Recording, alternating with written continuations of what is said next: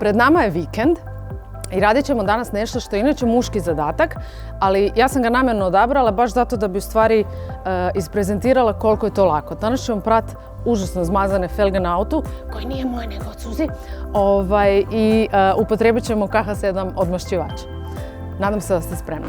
Kad pričamo o odmašćivaču, ovo je ono što svi jako dobro znate, no postoji druga opcija, dakle ista stvar, samo što je, ajmo reći, formulacija je ekološka, pa čisto da vam dokažemo koliko je učinkovitost jednaka, mi ćemo danas koristiti ovaj eko. Na šprice ćemo KH7 ostaviti 5 minuta i onda isprat sa snažnim mlazom vode. Kuži se, moram sve 4 oprati. Mogla sam muža zamoliti da mi opere druge 2. Jao!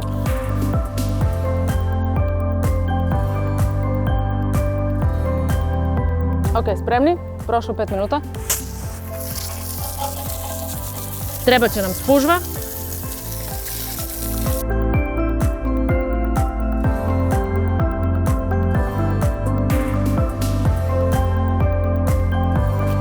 Mogao bi sad tu moj muž svašta doda, da to je ovako ili onako. Ja mislim da je to dovoljno i dobro. Ko kak je meni dovoljno kad on meni skuha ručak. A ono, gotovo sam.